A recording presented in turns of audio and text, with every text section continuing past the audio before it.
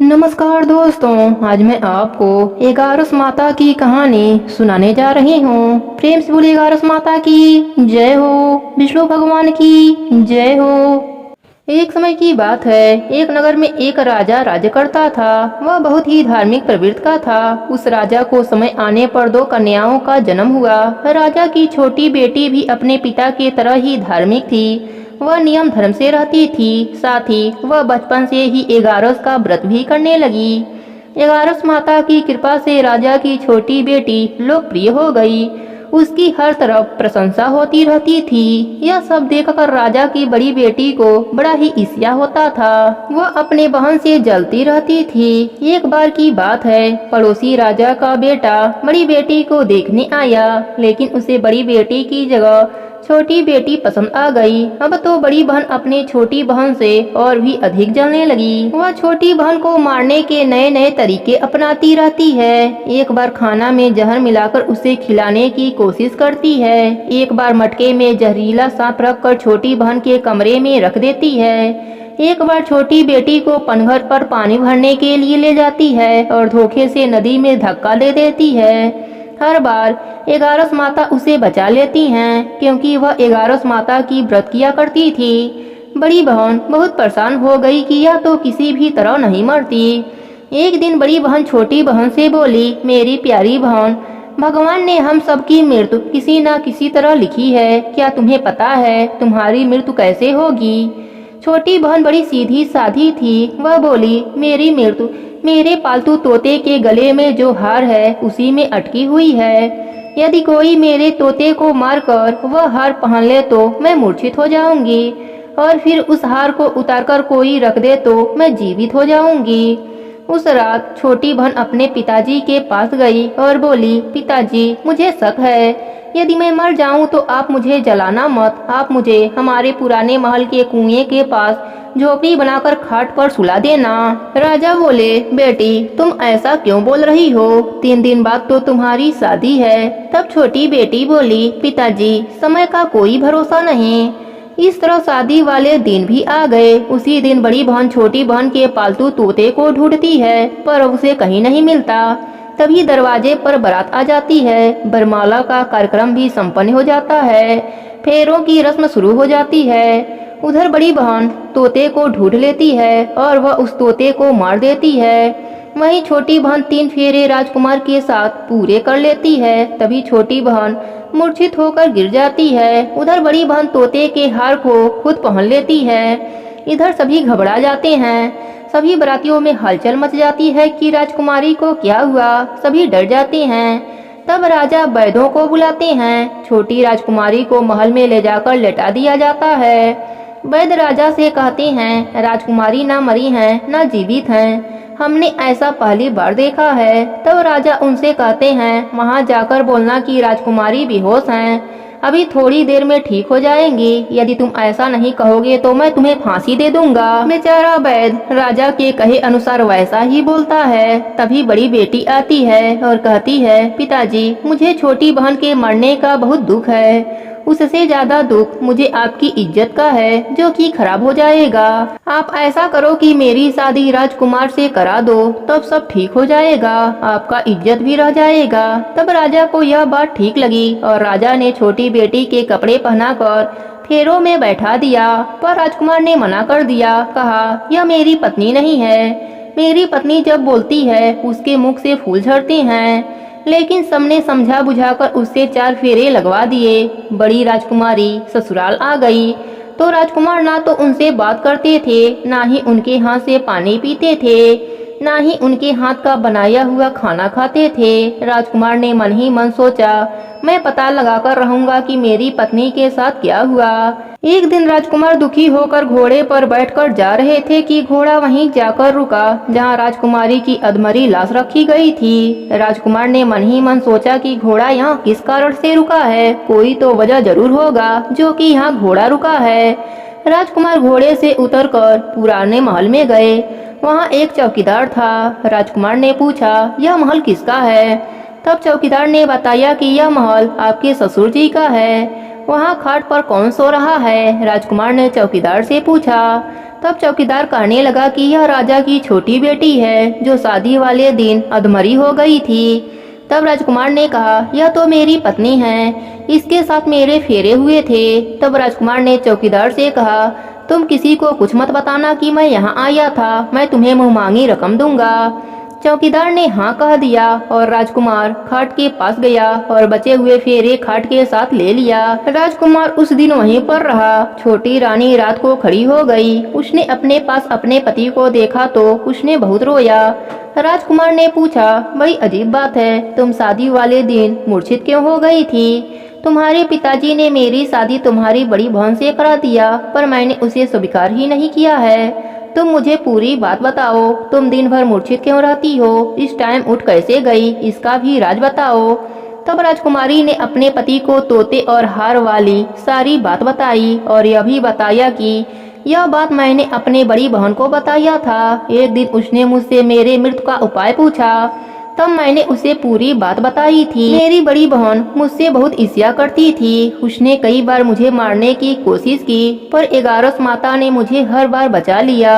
यह सब मेरी बड़ी बहन ने किया है। तोते के गले में जो हार था वह मेरी बहन दिन में पहन लेती है और रात को उतार देती है, इसलिए मैं दिन में मूर्छित रहती हूँ और रात को जीवित हो जाती हूँ। यदि वह हार मुझे वापस मिल जाए तो मैं हमेशा के लिए जीवित हो जाऊंगी। सुबह होते ही राजकुमार गुस्से से अपने महल गया और बड़ी बहन के गले से हार निकाल कर लाया और अपने पत्नी को पहना दिया। उसकी पत्नी जीवित हो गई। फिर उसे लेकर महल गया और उसकी बड़ी बहन को महल से निकल जाने के लिए कहने लगा। बड़ी बहन रोने लगी और रोते रोते बोली, हे छोटी बहन, तुम्हें क्यों हर खुशी भगवान दे देते हैं और मुझे क्यों दुख देते हैं, इसका रहस्य बताओ। तब छोटी बेटी बोली, तुम्हारे मन में लालच रहता है, इस कारण तुम्हें दुख मिलता है और मैं सबका कल्याण चाहती हूँ, साथ ही 11 का व्रत भी करती हूँ, इसलिए कल भी मेरा कुछ नहीं बिगड़ सकता। यह सब 11 माता की महिमा है। मेरे साथ तुमने कई अनहोनी किया पर हुआ नहीं। हर बार 11 माता ने मेरी रक्षा करी। अब बड़ी बहन की आंखें खुल गई और वह बोली, हे बहन, मुझे क्षमा कर दो, मैं कहाँ जाऊंगी? तुम मेरे लिए एक घर दिलवा दो, मैं उसी में रह लूंगी। छोटी बहन को अपने बड़ी बहन पर दया आ गई और वह राजकुमार से कहकर अपने बड़ी बहन के लिए छोटा सा राजमहल दिलवा दिया। बड़ी बहन उसी में रहने लगी। अब वह नेम धर्म से दिन बिताती, साथ ही 11 का व्रत भी करने लगी। इधर छोटी बहन पति के साथ राज सुख भोगने लगी, साथ ही दोनों जन 11 का व्रत भी करने लगे। 11 माता की कृपा से छोटी रानी को एक सुंदर पुत्र उत्पन्न हुआ और महल में रिद्धि सिद्धि का वास हो गया। हे 11 माता, अपने सभी भक्तों पर अपनी कृपा बनाए रखना। प्रेम से बोले 11 माता की जय हो। एक समय की बात है, एक नगर में एक सेठ रहता था। वह अपने शादी के बाद नए वस्त्र पहनकर अपने पत्नी को लाने पहली बार ससुराल जा रहा था। रास्ते में उसने एक गाय को तालाब की ओर जाते देखा। वह गाय पानी पीने के लिए तालाब में उतर तो गई, लेकिन कीचड़ होने की वजह से वह तालाब से बाहर नहीं निकल पा रही थी। गाय ने उस आदमी को वहां से गुजरते देखा तो उसने आदमी से मदद के लिए कहा, लेकिन सेठ ने कहा कि मैं नया वस्त्र पहना हूँ और मैं अपने ससुराल जा रहा हूँ, अगर मैं तुम्हारी मदद करूँगा तो मेरे कपड़े गंदे हो जाएंगे। गाय माता उदास हो गईं और वह कीचड़ में धंसती जा रही थीं। गाय ने उस सेठ को श्राप दे दिया कि अब से 8 पहर बाद तू गधा बन जाएगा। अब वह सेठ डर गया और गाय से अपने भूल के लिए क्षमा मांगने लगा, लेकिन तब तक गाय पूरी तरह पानी में डूब चुकी थी। वह सेठ पछताता हुआ उदास मन से अपने ससुराल पहुंचा। जाते ही उसने अपने पत्नी को ले जाने की रट लगा दी। सभी ने उसे बहुत आग्रह किया कि अभी तो तुम आए हो, कम से कम एक रात यहाँ रुक जाओ, लेकिन वह रुकने के लिए तैयार न था। तब उसकी पत्नी ने कहा कि जब सभी लोग इतना कह रहे हैं तो आप एक दिन के लिए क्यों नहीं रुक जाते। तब उसने अपने पत्नी को गाय की श्राप वाली बात बताई। उसकी पत्नी उसी वक्त अपने मायके से विदा लेकर पति के साथ चल पड़ी। 8 पहर बाद वह आदमी गधा बन गया और पूरा दिन घर में पड़ा रहता। कुछ दिनों के बाद घर में खाने पीने के लाले पड़ गए। तब उसने अपने पत्नी से कहा कि मुझे लेकर बाहर मजदूरी करो। तब उसकी पत्नी उसे लेकर बाहर गई और नगर के राजा के यहाँ मजदूरी का काम करने लगी। उसे वहाँ बोझ उठाते देख लोगों ने कहा कि तुम्हारे पास तो गधा है, फिर तुम बोझ क्यों उठा रही हो। परंतु उसने कोई उत्तर नहीं दिया और अपना काम करती रही। दूर से यह सब राजा भी देख रहा था। उसने भी उसे यही कहा कि तुम्हारे पास गधा है, फिर तुम यह बोझ क्यों उठा रही हो।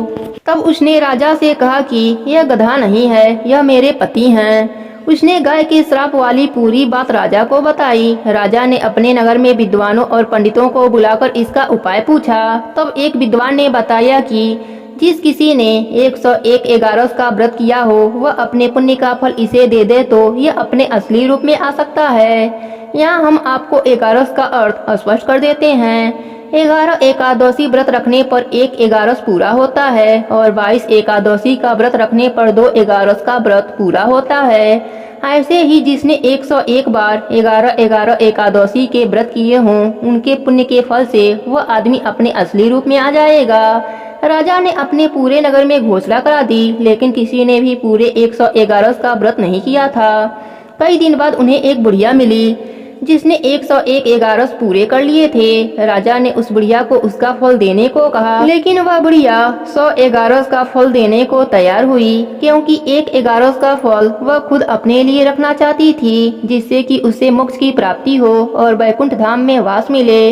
इतना कहकर उसने अपने 100 एगारस का फल उस सेठ को दे दिया। तब वह गधा से मनुष्य रूप में आ गया, लेकिन 1 एगारस कम होने की वजह से गधे की पूंछ उसके शरीर से नहीं गई। एगारस माता की महिमा देखकर उन पति पत्नी ने एगारस व्रत करने का निर्णय लिया। पति पत्नी दोनों मिलकर एगारस का व्रत करने लगे।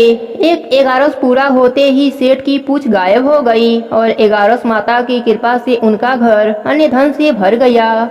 हे एगारस माता, जैसे आपने सेठ पर अपनी कृपा करी वैसे ही अपने सभी भक्तों पर अपनी कृपा बनाए रखना।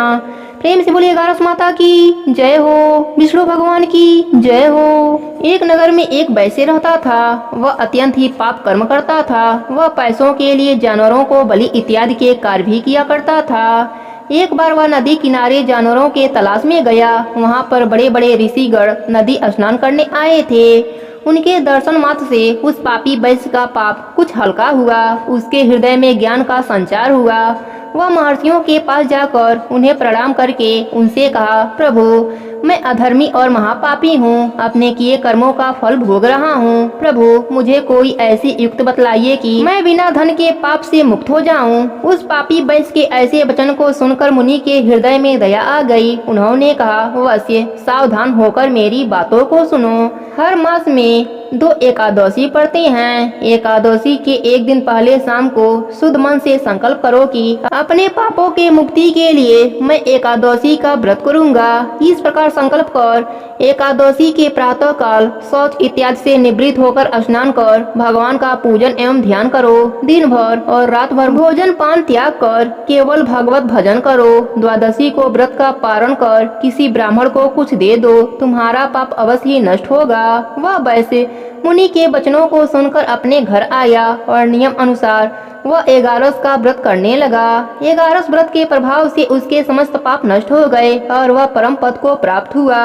एगारस के समान सरल एवं फल देने वाला और कोई दूसरा व्रत नहीं है। हे एगारस माता, हे विष्णु भगवान, अपने सभी भक्तों पर अपना ऐसे ही कृपा बनाए रखना।